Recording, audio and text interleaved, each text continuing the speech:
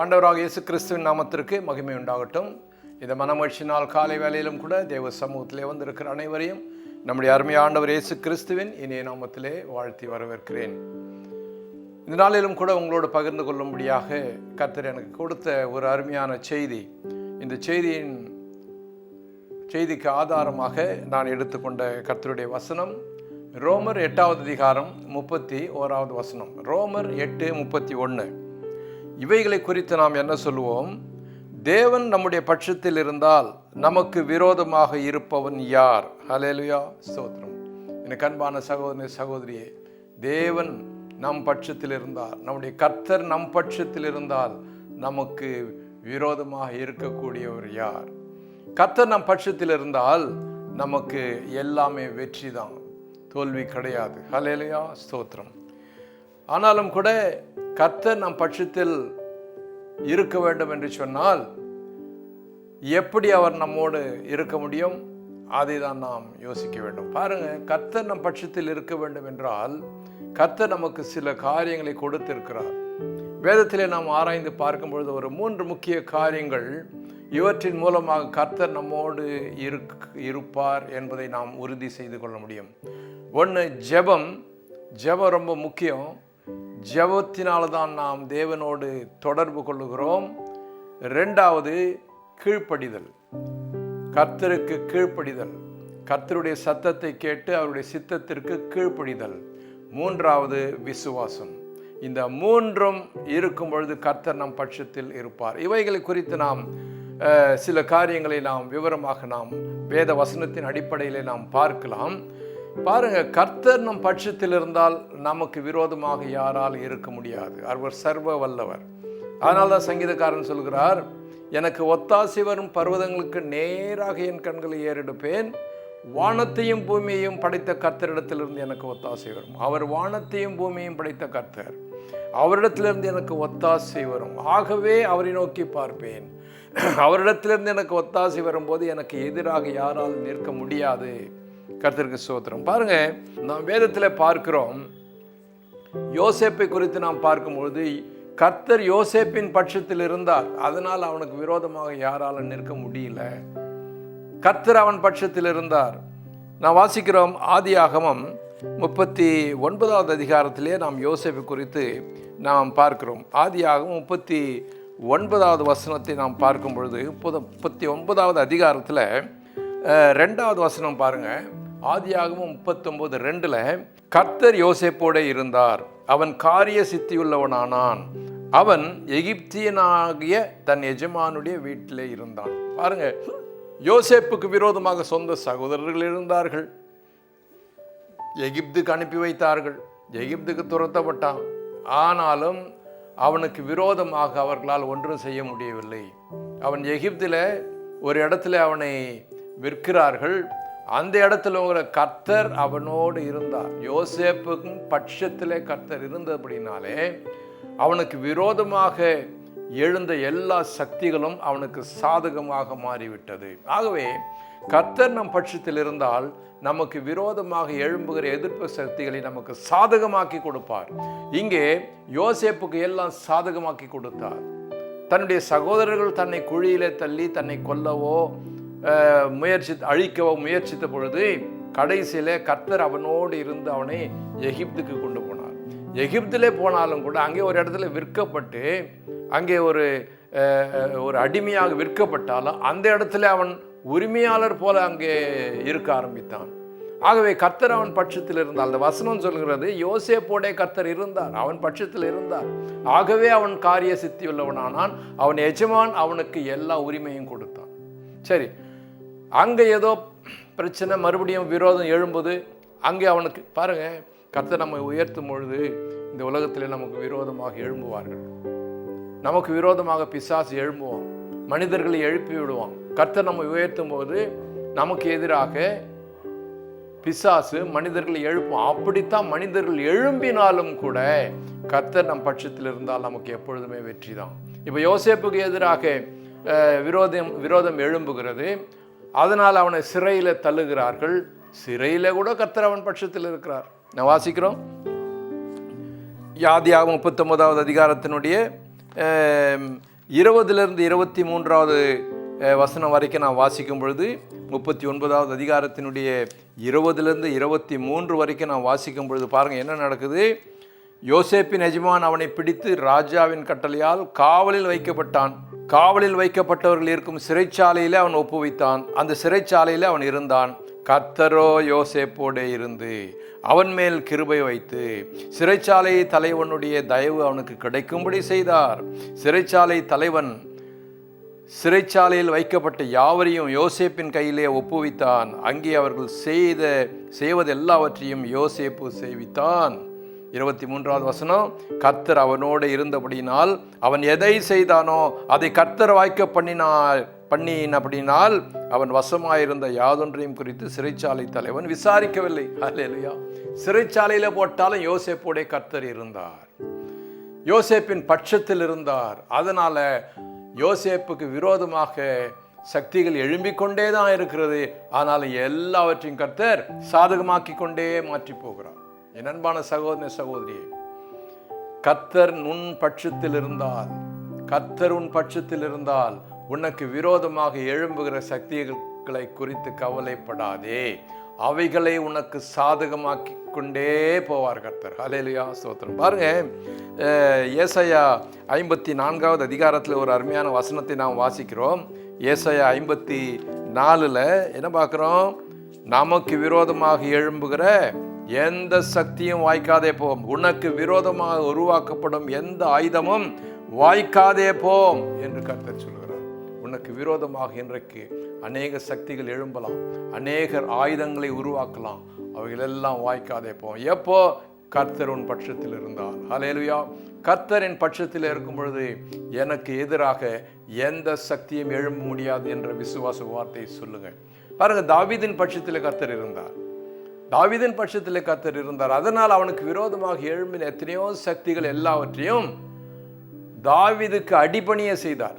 இங்கே பார்க்குறோம், யோசேப்பின் பட்சத்திலே கர்த்தர் இருந்தார். அதனால அவனுக்கு விரோதமாக எழும்பின எல்லா சக்திகளையும் அவனுக்கு சாதகமாக்கினார். இங்கே தாவீதின் மேட்டரில் பார்க்கும் பொழுது தாவீதுக்கு விரோதமாக எழும்பின எல்லா சக்திகளும் தாவீதுக்கு அடிபணிய செய்தார். சவுலே எழுப்பினார், ராஜாவே எழுப்பினாரே, ராஜாவும் அவருக்கு தாவீதுக்கு அடிபணிந்து போனார். பாருங்க, நம்ம வாசிக்கிறோம் 1 சாமுவேல் புத்தகத்தில் நான் வாசிக்கும் பொழுது 1 சாமுவேல் 26வது அதிகாரத்தில் நாம் பார்க்கிறோம். 2வது வசனம் பாருங்க. 2வது வசனத்தில், அப்பொழுது சவுல் சீப் வனாந்திரத்திலே தாவீதை தேடும்படி எழுந்து இஸ்ரவேலிலே தெரிந்து கொள்ளப்பட்ட 3000 பேரோடு சீப் வனாந்திரத்துக்கு புறப்பட்டு போனான். ஹல்லேலூயா, ஸ்தோத்திரம். தாவீதோடு கொஞ்சம் பேர் தான் இருந்தாங்க. தாவீதை தேடி சவுல் தாவீதை கொல்லும்படியாக பெரிய சக்தியாக எழும்பி போகிறார். அப்போ தாவீதுக்கு விரோதமாக சவுல் ராஜாவே எழும்பி போகும் பொழுது என்ன நடக்குது என்று நாம் பார்க்கும் பொழுது 26வது அதிகாரத்தினுடைய 25வது வசனத்திலே நாம் வாசிக்கலாம். பாருங்க, 25வது வசனத்திலே நாம் வாசிக்கும் பொழுது பாருங்க, சவுலை தேடி தாவீது போகிறான். அந்த கதையெல்லாம் நமக்கு தெரியும். போகும் பொழுது அங்கே சவுல் ஒரு இடத்துல அவர் ரெஸ்ட் எடுக்க படுக்கிறாரு. படுக்கும் பொழுது அயர்ந்த நித்திரையை கர்த்தர் அவர்களுக்கு, சவுலுக்கும் அவனோடு இருந்த 3000 பேருக்கும் அயர்ந்த நித்திரையை வர வைக்கிறார்.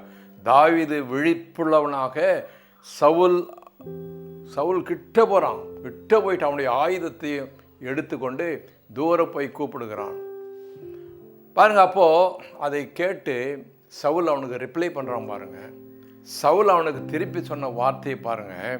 25வது வசனம், 1 சாமுவேல் 26 25வது வசனம். 1 சாமுவேல் 26வது அதிகாரத்தினுடைய 25வது வசனத்தில் சவுல் தாவீதுக்கு ரிப்ளை கொடுக்கிறார், பதில் கொடுக்கிறார். பாருங்க, அப்பொழுது சவுல் தாவீதை நோக்கி, என் குமாரனாகிய தாவீதே, நீ ஆசீர்வதிக்கப்பட்டவன், நீ பெரிய காரியங்களை செய்வாய், மேன்மேலும் பலப்படுவாய் என்றான். அப்படியே தாவீது தன் வழியே போனான், சவுலும் தன் ஸ்தானத்திற்கு திரும்பி போனான். 3000 பேரோட எதிர்த்து வந்த சவுல் அப்படியே தாவீதுக்கு அடிபணிந்து விட்டான்.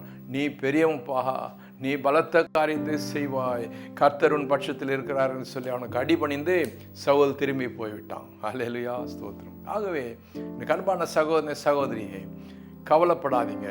கர்த்தர் உங்கள் பட்சத்தில் இருந்தால் உங்களுக்கு எதிராக எந்த ஆயுதமும் வாய்க்காது. எழும்புகிற எல்லா எதிர்ப்பு சக்திகளையும் உங்களுக்கு சாதகமாக்கி போடுவார். அதே நேரத்தில் அப்படி சாதகமாகலையா உங்களுக்கு அடிபணிய வைப்பார். கர்த்தர் இதை செய்வார், உங்களுக்காக செய்வார். கர்த்தர் உங்களுடைய பட்சத்தில் இருப்பார். ஆனால் பாருங்க, நம்ம வாசிக்கிறோம் வசனங்களில் சங்கீதக்காரன் சொல்றாரு, 118வது சங்கீதத்தில் தாவீது தன்னுடைய அனுபவத்திலிருந்து அனுபவபூர்வமாக அவர் சொல்றதை நாம் வாசிக்கிறோம். 118வது சங்கீதத்தில் 6வது வசனத்தில் சொல்றாரு, 118வது சங்கீதம் 6வது வசனம், கர்த்தர் என் பட்சத்தில் இருக்கிறார், நான் பயப்படேன், மனுஷன் எனக்கு என்ன செய்வான் சொல்றார். மனுஷன் எனக்கு, கர்த்தர் என் பட்சத்தில் இருக்கிறார், மனுஷன் எனக்கு என்ன செய்ய முடியும்? மனுஷனை எனக்கு சாதகமாக்குவார், இல்லைன்னா மனுஷனை எனக்கு அடிபணிய செய்வார். அதான் யோசேப்பின் காரியத்தில் பார்த்தோம், தாவீதின் காரியத்தில் பார்த்தோம். அதுவே தான் என் காரியத்தில் நடக்கும். ஹல்லேலூயா. உங்க காரியத்தில் நடக்கும். கர்த்தர் உங்கள் பட்சத்தில் இருந்தால், ஹல்லேலூயா, ஸ்தோத்திரம், எதிர்ப்பு சக்திகளை உங்களுக்கு அடிபணிய வைப்பார், அல்லது அந்த எதிர்ப்பு சக்திகள் உங்களுக்கு சாதகமாக உங்களுக்கு ஹெல்ப் பண்ண வருவாங்க. கர்த்தர் நிச்சயமாக இதை செய்வார். பாருங்க, நம்ம இதையே தான் எபிரேயரில் கூட வாசிக்கிறோம். எபிரேயர் 13வது அதிகாரத்தில் அதே தான் எபிரேயருக்கு எழுதினவர் சொல்கிறாரு. 13வது அதிகாரத்தில் 6வது வசனத்தில் அதே தான் சொல்கிறாரு. அதனாலே நாம் தைரியம் கொண்டு, எபிரேயர் 13:6, அதனாலே நாம் தைரியம் கொண்டு, கர்த்தர் எனக்கு சகாயர், நான் பயப்படேன், மனுஷன் எனக்கு என்ன செய்வான் என்று சொல்லலாமே. ஸ்தோத்திரம். அங்கே தாவீது சொன்னது, இந்த சங்கீதத்தில் சொன்னதே தான் அங்கே எபிரேயர்லையும் சொல்கிறார்.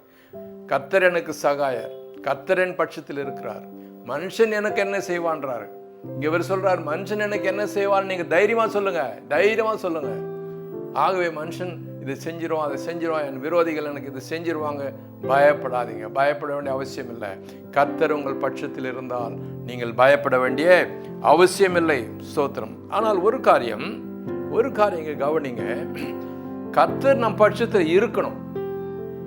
கர்த்தர் நம் பட்சத்தில் இருக்கும் பொழுது நமக்கு விரோதமாக எழும்புகிற ஆயுதங்கள் வாய்க்காதே போகும். நமக்கு விரோதமாக எழும்புகிறவர்களை நமக்கு சாதகமாக்குவார். நமக்கு விரோதமாக அப்படிதான் ஆக்ரோஷமாக எழும்பி வருகிறவர்கள் நமக்கு அடிபணிந்து போவார்கள். அப்படியாக கர்த்தர் மாற்றுவார் என்று சொல்லும் பொழுது கர்த்தர் நம்ம பட்சத்தில் இருக்கணும். கர்த்தர் நம் பட்சத்தில் இருக்கிறார் என்பதை நாம் உறுதி செய்து கொள்ள வேண்டும். அதான் ஏசாயா சொல்றாரு. ஏசாயா 26வது அதிகாரத்தில் சொல்றார் பாருங்க.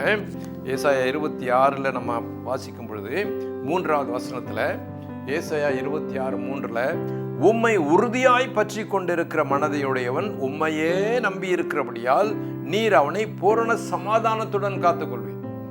உம்மை உறுதியாய் பற்றி கொள்ளணும். நம்ம உறுதியாக பற்றி கொள்ளணும், கர்த்தரை உறுதியாக பற்றி கொள்ளணும். அப்பொழுது நமக்கு விரோதமாக எழும்பினாதானே நமக்கு கலக்கமும் பயமும். ஆனால் நமக்கு விரோதமாக யாரும் எழும்ப முடியாது. அதனால் நம்ம சமாதானமாக இருப்போம். ஆனால் கர்த்தரை நம் பட்சத்தில் வைத்து கொள்ள வேண்டும். கர்த்தர் நம் பட்சத்திலே இருக்க வேண்டும். பாருங்க, கர்த்தர் நம் பட்சத்திலே இருப்பதை நாம் எப்படி உறுதி செய்ய முடியும் என்று சொன்னால், 3 காரியங்கள் ரொம்ப முக்கியம். நம்முடைய விசுவாச ஜீவியத்தில், நம்முடைய ஆவிக்குரிய ஜீவியத்தில், நம்முடைய கிறிஸ்தவ ஜீவியத்தில் 3 காரியங்கள் ரொம்ப முக்கியம். இந்த 3 காரியங்கள் முக்கியமாக இருக்கும் பொழுது கர்த்தர் நம் பட்சத்தில் இருப்பார். நல்லா கவனிங்க, நல்லா கவனிங்க, எதையும் மிஸ் பண்ணக்கூடாது. 3 காரியங்கள். 1 ஜெபம், 2வது கர்த்தருக்கு கீழ்ப்படிதல், 3வது விசுவாசம். ஜெபம் இருக்கணும். ஜெபம் தான் அஸ்திவாரம். ஜெபம் இல்லாமல் கர்த்தரிடத்திலே நாம் கனெக்ட் ஆக முடியாது. ஜெபம் ரொம்ப முக்கியம். ஜெபத்தில் தான் கர்த்தரை நம் பட்சத்திலே நாம் அழைக்க முடியும். ஜெபத்தில் நீங்கள் அழைக்கணும். நீங்கள் அழைக்கலாம், அவர் வரமாட்டார். ஜெபத்தில் நீங்கள் உறுதியாக தரித்திருந்து கர்த்தரை நீங்கள் அழைக்க வேண்டும். உங்கள் பட்சத்தில் இருக்க. சரி, உங்கள் கூட வந்துட்ட பிறகு நீங்கள் என்ன செய்யணும்? கர்த்தரிடத்தில், நான் சொல்வதை நீர் கேளும் ஆண்டவரே, பரலோகத்திலே உமது சித்தம், பூலோகத்திலே எனது சித்தம் என்று அவருக்கு நீங்கள் கட்டளை போட முடியாது. அவர் போடுற கட்டளையை தான் நீங்கள் கீழ்ப்படியணும். கர்த்தருக்கு நீங்கள் கீழ்ப்படியணும். கர்த்தரை உங்கள் பட்சத்தில் இருக்கும்படியாக அழைத்து விட்டீர்கள். அழைத்த பிறகு அவர் வந்து உங்களுக்கு அவருடைய கட்டளைகளை கொடுப்பார், அவருடைய இன்ஸ்ட்ரக்ஷன்ஸ் கொடுப்பார், அவருடைய வழிநடத்துதலை கொடுப்பார். அதற்கு நீங்கள் கீழ்ப்படியணும். கர்த்தருக்கு நீங்கள் கீழ்ப்படியணும். அப்போ அவர் உங்க கூட இருப்பார். பிறகு நீங்கள் ஜெபிக்கிறீங்க, கர்த்தரிடத்தில் ஜெபிக்கிறீங்க, அவர் எனக்கு நன்மை செய்வார், எனக்கு வெற்றி கொடுப்பார், தோல்வி கொடுக்க மாட்டார் என்று நீங்க விசுவாசிக்கணும். இன்றைக்கு அநேகர் ஜெபிக்கிறாங்க, ஆமா எனக்கு இந்த பிரச்சனை இருக்கு ஜெபிங்கம்மா, ஐயா எனக்கு இந்த பிரச்சனை இருக்கு ஜெபிங்க, என் வீட்டில் இந்த பிரச்சனை இருக்கு, வியாதி இருக்கு, ஜெபிங்க ஜெபிங்கன்னு சொல்லிட்டு ஜெபிங்கன்னு சொல்லி அதோட விடக்கூடாது. அந்த ஜெபத்தின் மேலே உங்களுக்கு விசுவாசம் இருக்கணும். கர்த்தர் எனக்கு செய்வார், கர்த்தர் இந்த ஜெபத்திற்கு பதில் அளித்து எனக்கு விடுதலை கொடுப்பார் என்று விசுவாசிக்கணும். விசுவாசத்தினாலே நீங்கள் வெற்றியை பெற்றுக்கொள்ள வேண்டும். அது ரொம்ப முக்கியம். விசுவாசித்து நான் ஜெபித்தேன், கர்த்தர் எனக்கு சுகம் கொடுப்பார் என்று நீங்கள் விசுவாசிக்கணும். விசுவாசித்து நீங்கள் ஜெபித்து நீங்கள் வெற்றியை பெற்றுக்கொள்ள வேண்டும். ஆனால் இந்த ஜெபத்திற்கும் விசுவாசத்திற்கும் மத்தியில் கீழ்ப்படிதல் என்று ஒன்று இருக்கிறது. கர்த்தர் உங்களோடு வந்துவிட்ட பிறகு கர்த்தருடைய பேச்சை தான் நீங்கள் கேட்கணும். அவருடைய வசனத்திற்கு தான் நீங்கள் கீழ்ப்படியணும்.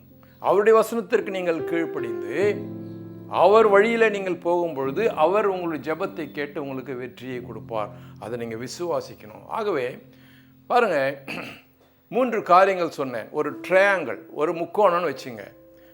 ஜெபம், ஜெபம், கீழ்ப்படிதல், விசுவாசம், முக்கோணம். அந்த முக்கோணத்தில் ஒரு லைனை எடுத்துட்டிங்கனாலும் ஓப்பன் ஆகிடும், வேலை செய்யாது. ஜெபம் ஒரு பக்கம் இருக்குது, கர்த்தருக்கு கீழ்ப்படிதல் ஒரு பக்கம் இருக்குது, கீழே என்ன இருக்குது? விசுவாசம். இந்த 3ம் முக்கோணமாக மூடி இருக்கிறது. இதில் ஒன்று எடுத்துட்டிங்கன்னா கூட வேலை செய்யாது. வெறும் ஜெபமும் விசுவாசம் இருந்தால் கர்த்தருக்கு நீங்கள் கீழ்ப்படியாமல் உங்கள் சித்தத்தையே நீங்கள் செய்து கொண்டிருந்தால் உங்கள் ஜெபமும் விசுவாசமும் வேலை செய்யாது. அன்பானவர்களே, கர்த்தருக்கு கீழ்ப்படுகிறீங்க, ரைட்டு, கர்த்தர் சொல்கிறது கேட்குறீங்க, ரைட்டு. ஆனால் கர்த்தரிடத்தில் நீங்கள் ஜெபிக்கல அல்லது நீங்கள் விசுவாசிக்கலைன்னா உங்கள் வெறும் கீழ்ப்படிதல் கூட வேலை செய்யாது. இந்த 3 இருக்கணும். இப்போ சொல்லுவாங்க ஃபயர், நெருப்பு. நெருப்பு இருக்கு, ஒரு இடத்துல நெருப்பு இருக்க வேண்டும், நெருப்பு எரிய வேண்டும் என்று சொன்னால் 3 காரியங்கள் தேவைன்னு சொல்லுவாங்க. ஒன்று எரிபொருள், இன்னொன்று சூடு வெப்பம், இன்னொன்று ஆக்சிஜன். ஆக்சிஜன் இருக்கணும், எரிபொருள் இருக்கணும், இன்னொரு பக்கம் வெப்பம் சூடு இருக்கணும். இந்த 3ம் சேர்ந்திருந்தால் தான் அங்கே நெருப்பு எரியும். சூடே இல்லைன்னா அதுக்காக என்ன பண்ணுறோம்? நெருப்பு எரியும் போது என்ன பண்ணுறோம்? தண்ணியை ஊற்றுறோம். தண்ணியை ஊற்றி சூட்டை தணைக்கும் பொழுது வெப்பம் அணைந்து விடுகிறது. அல்லது நெருப்பு எரியும் போது என்ன பண்ணுறோம்? அங்கே எரிந்து கொண்டு இருக்கிற பொருட்களை எடுத்து தூரம் போட்டுடுறோம். எரிபொருள் எடுத்து தூரம் போட்டால் நெருப்பு இருக்காது. அதே மாதிரி என்ன பண்ணுறோம்? நெருப்பு எரியும் போது அது மேலே ஒரு பெட்ஷீட்டோ ஒரு துணியோ ஏதோ போட்டு மூடுறோம். மூடின உடனே ஆக்சிஜன் க்ளோஸ் ஆகிடுது. ஆக்சிஜன் க்ளோஸ் ஆனோன்னு நெருப்பு இல்லை. ஆகவே நெருப்பு எரியணும் பொழுது உங்களுக்கு 3 காரியங்கள் தேவை. எரிபொருள், ஏதாவது எரியறதுக்கு ஒரு பொருள் இருக்கணும்ல, எரிபொருள் வேணும். அங்கே வெப்பம் இருக்க வேண்டும். வெப்பம் இல்லாமல் குளிர்ச்சி ஆகிட்டா எரியாது. 3வது ஆக்சிஜன் இருக்கணும். ஆக்சிஜன் தான் அதை எரிய வைக்கும். அதே போல் நம்முடைய வாழ்க்கையில் கர்த்தர் நம் பட்சத்தில் இருக்க வேண்டும். கர்த்தர் நம் பட்சத்தில் இருந்து நமக்கு வெற்றியை கொடுக்க வேண்டும் என்று சொன்னால் இந்த 3 காரியம் முக்கியம்.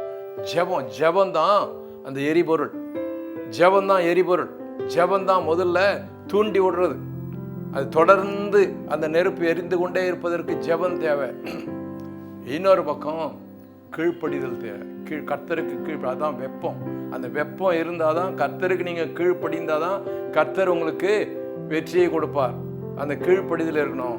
3வது விசுவாசம், அதான் ஆக்சிஜன், விசுவாசம். அந்த விசுவாசம் கர்த்தர் எனக்கு செய்வார் என்ற விசுவாசம் இருக்கும் பொழுது தான் உங்களுக்கு வெற்றி கிடைக்கும். கர்த்தர் உங்கள் பட்சத்தில் கிரியை செய்ய முடியும். யோசேப்பு விசுவாசிக்கலைன்னா என்ன ஆயிருக்கும்?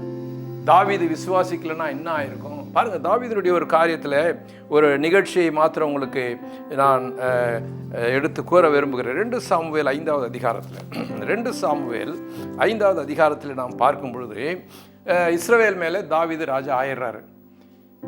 கர்த்தர் அவனுக்கு கொடுத்த வாக்குத்தத்தத்தின்படி இஸ்ரவேல் மேலே தாவீதை ராஜா வாக்குகிறார்.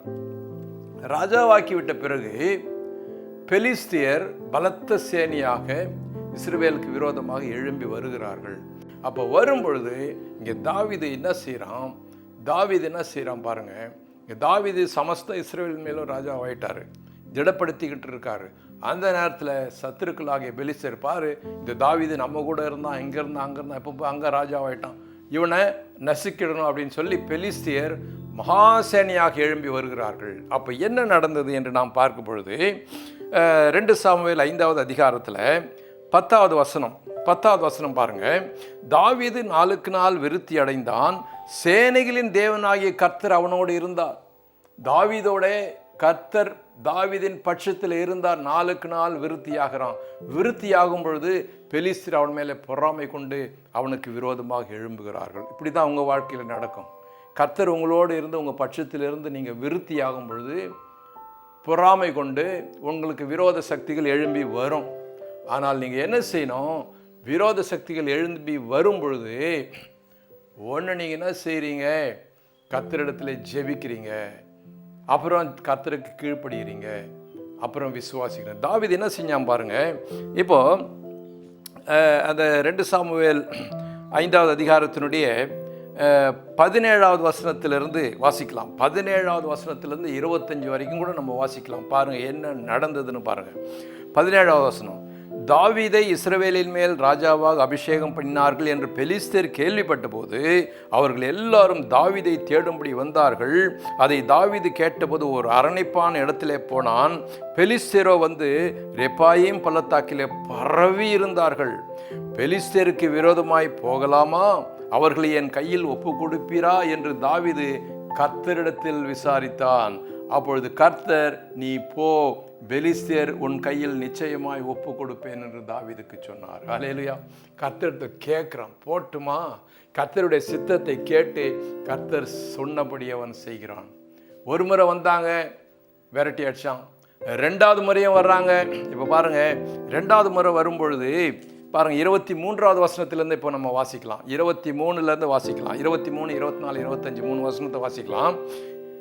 தாவீது கர்த்தரிடத்தில் விசாரித்ததற்கு அவர், நீ நேராய் போகாமல் அவர்களுக்கு பின்னால் சுற்றி முசுக்கட்டை செடிகளுக்கு எதிரே இருந்து அவர்கள் மேல் பாய்ந்து முசுக்கட்டை செடிகளின் நுனியிலே செல்லுகிற இறைச்சலை நீ கேட்கும் பொழுது சீக்கிரமாய் எழும்பிப்போ. அப்பொழுது பெலிஸ்தரின் பாளையத்தை முறியடிக்க கர்த்தர் உனக்கு முன்பாக புறப்பட்டிருப்பார் என்றார். கர்த்தர் தாவீதுக்கு கட்டளையிட்ட பிரகாரம் அவன் செய்து பெலிஸ்தரை கேபா துவக்கி கேசேர் எல்லை மட்டும் முறியடித்தான். பார்த்தீங்களா? ஸ்டெப் பை ஸ்டெப் பாருங்க. தாவீது கர்த்தரிடத்தில் கேட்குறான், என்ன செய்யணும் அப்படின்னு சொல்லும்போது கர்த்தர் அவனுக்கு இன்ஸ்ட்ரக்ஷன் கொடுக்குறாரு. நீ அவங்ககிட்ட நேராக போ. ஒரு முறை நேராக வந்தாங்க, முறியடிச்சு. இப்போ அவங்க வேறு ஸ்ட்ராட்டஜி பிளான் பண்ணிட்டு வர்றாங்க. அதனால் நீங்கள் என்ன செய், நீ நேராக போகாமல் அவன் வரும்போது வரவனை விட்டுரு, அப்படியே பின்னால் இருந்து அவன் மேலே பாய்ந்து அவர்களை முறியடிப்பாய் என கர்த்தர் சொல்லும்போது, நான் உனக்கு முன்பாக செல்லுவேன். முசுக்கட்டை செடிகளின் மேலே ஒரு சலசலப்பு உண்டாகும். அப்பொழுது நான் உனக்கு முன்பாக போகிறேன் என்பது அறிகுறி என்று கர்த்தர் சொன்னார். அதை கேட்டுக்கொண்டே இருந்தான் தாவீது. எனக்கு பலம் இருக்குது, எனக்கு தைரியம் இருக்குது, நான் போறேன்னு போகலை. கர்த்தரிடத்தில் கேட்டு கர்த்தர் சொன்ன இன்ஸ்ட்ரக்ஷனை கேட்டு அதன்படி செய்தான். அது இங்கே கிளியராக போட்டிருக்கு பாருங்க வசனத்தில். 25வது வசனத்தில், கர்த்தர் தாவீதுக்கு கட்டளையிட்ட பிரகாரம் அவன் செய்து பெலிஸ்தரை கேபா துவக்கி கேசேர் எல்லை மட்டும் முறியடித்தான். ஆகவே அருமையானவர்களே, கர்த்தர் நம் பட்சத்தில் இருக்க வேண்டும் என்று சொன்னால் முதல்ல ஜெபிக்கிறோம், கேட்கிறோம். ஆண்டவரே, தாவீது கேட்டது மாதிரி ஜெபிக்கிறோம். ஜெபித்து கர்த்தர் நம்மோடு வந்து நமக்கு சில கட்டளைகளை கொடுக்கும்போது அதற்கு கீழ்ப்படியணும், அதன்படி நம்ம செய்யணும். செய்து கர்த்தர் நிச்சயமாக எனக்கு வெற்றி கொடுப்பார் என்று விசுவாசித்து நாம் யுத்தத்திற்கு போகும் பொழுது நமக்கு ஜெயம் கிடைக்கிறது. எனக்கு அன்பான சகோதரனே, சகோதரியே, கேளுங்க, கர்த்தரிடத்தில் கேளுங்க. கர்த்தர் சில காரியங்களை உங்களுக்கு சொல்லுவார். நம்ம வாழ்க்கையில் சில தவறுகள் பாவங்கள் இருக்குமானால் கர்த்தர் பாயிண்ட் அவுட் பண்ணுவார், சொல்லுவார். அதையெல்லாம் நாம் நீக்கி நாம் பரிசுத்தப்படுத்தி கொள்ளும் பொழுது, விசுவாசத்தோடு ஜெபிக்கும் பொழுது கர்த்தர் நமக்கு வெற்றி கொடுப்பார். அதான் யாக்கோபில் ரொம்ப நல்ல ப்ரெசைஸாக சொல்கிறார் பாருங்க. யாக்கோபு 5வது அதிகாரத்தில் நாம் பார்க்கும் பொழுது, யாக்கோபு 5வது அதிகாரத்தில் பாருங்கள் 15வது வசனம். யாக்கோபு 5:15 ரொம்ப அழகாக சொல்கிறார், சுருக்கமாக சொல்கிறார் பாருங்க. அப்பொழுது விசுவாசமுள்ள ஜெபம் பிணியாளியை ரட்சிக்கும், கர்த்தர் அவனை எழுப்புவார், அவன் பாவம் செய்தவனானால் அது அவனுக்கு மன்னிக்கப்படும். கர்த்தர் நம்மிடத்துல வந்து நம்மை சுத்தமாக்க வரும் பொழுது நம்மிடத்துல சில தவறுகள் குறைகள் இருந்தால் சொல்லுவார். சொல்லும் பொழுது அதை நம்ம என்ன செய்யணும், அதை திருத்தி கொள்ள வேண்டும். கர்த்தர் சொல்லுகிற காரியத்துக்கு நாம் கீழ்ப்படிந்து நம்மை திருத்தி கொள்ளும் பொழுது விசுவாசமுள்ள ஜெபம். பாருங்க, விசுவாசம், ஜெபம். இங்கே பாவம் மன்னிக்கப்படுகிறது என்று சொன்னால் கர்த்தருக்கு கீழ்ப்படிதல். இந்த மூன்றும் இருக்கும் பொழுது அந்த விசுவாசம் உள்ள ஜெபம் அவனை சுகமாக்குகிறது. பிணியாலேயே கர்த்தர் எழுப்புகிறார், உனக்கு வெற்றியை கொடுக்கிறார். ஹல்லேலூயா, ஸ்தோத்திரம். கர்த்தர் நம் பட்சத்தில் இருக்கும் பொழுது நமக்கு விரோதமாக நிற்பவன் யார்? யாராலும் நிற்க முடியாது. ஆனால் கர்த்தர் நம் பட்சத்தில் இருக்க வேண்டும். கர்த்தர் நம் பட்சத்தில் இருக்க வேண்டும் என்று சொன்னால் உறுதியாய் அவரை பிடித்து கொள்ள வேண்டும். எப்படி உறுதியாக பிடிக்கிறது? ஜெபத்தில் உறுதியாக பிடிக்கணும். கேட்கணும், அவருடைய சித்தத்தை கேட்கணும். அவர் சித்தத்தை அவர் சொல்லும்போது அதற்கு கீழ்ப்படியணும். நம்முடைய தவறுகளை நாம் அவரிடத்தில் அறிக்கையிட்டு மன்னிப்பு பெற்றுக்கொள்ள வேண்டும். தொடர்ந்து நம்மை சுத்திகரித்து கொண்டே இருக்கும். நாம் பரிசுத்தமாக, நான் ரட்சிக்கப்பட்டேன், ஞானஸ்நானம் எடுத்துட்டேன், என்கிட்ட ஒரு தவறு இல்லை என்பதல்ல. சின்ன சின்ன தவறுகள் வரலாம். அதையெல்லாம் நாம் சுத்திகரித்து கொண்டே கர்த்தரை நம்மோடு வைத்து கொள்ளணும். அவ்வளோதான். கர்த்தரை நம் பட்சத்தில் வைத்து கொள்ளணும். அப்பொழுது நமக்கு எல்லாமே வெற்றி தான். அல்லேலூயா. ரோமர் 8:31. தேவன் நம் பட்சத்தில் இருந்தால் நமக்கு விரோதமாக இருப்பவன் யார்? அல்லேலூயா. கர்த்தர் தாமே இந்த வசனங்களை கொண்டு நம்மை ஆசீர்வதிப்பாராக. கண்களை மூடி ஜெபிப்போம். எங்கள் அன்பின் ஆண்டவரே, உம்மை ஸ்தோத்திரிக்கிறோம் கர்த்தாவே. இந்த அருமையான வார்த்தைகளுக்கு நமக்கு நன்றி செலுத்துகிறோம். நீர் எங்கள் பட்சத்தில் இருக்கும் பொழுது எங்களுக்கு எப்பொழுதும் வெற்றி. எங்களுக்கு விரோதமாக யாரும் எழும்ப முடியாது. ஆண்டவரே, நாங்கள் விசுவாசத்தோடு ஜெபிக்க கிருபை தாரும். உம்முடைய சத்தத்தை கேட்டு உடைய சித்தத்தை செய்ய உமக்கு கீழ்ப்படி எங்களுக்கு போதியும் சுவாமி. எங்களை வழி நடத்தும். உடைய பரிசுத்த ஆவியானவர் எங்களை வழி நடத்துவாராக. இந்த நாளிலும் கூட இந்த வசனத்தை கேட்டுக்கொண்ட ஒவ்வொருவரையும் ஆசீர்வதியும். பிரச்சனைகளை அப்புறப்படுத்தும். பலவீனங்களை எல்லாவற்றையும் மாற்றி சுகவீனங்களை மாற்றி சுகப்படுத்தும் சுவாமி. அப்பா, எங்கள் வீட்டில் இருக்கிற, குடும்பத்தில் இருக்கிற எல்லா தேவைகளையும் சந்தியும். யார் யார் எந்தெந்த நோக்கத்தோடு வந்தார்களோ நோக்கங்களை நிறைவேற்றும். ஆசீர்வதியும். இயேசு கிறிஸ்துவின் வல்லமையுள்ள நாமத்திலே ஜெபங்களை ஏறெடுக்கிறோம் நல்ல பிதாவே. ஆமேன், ஆமேன்.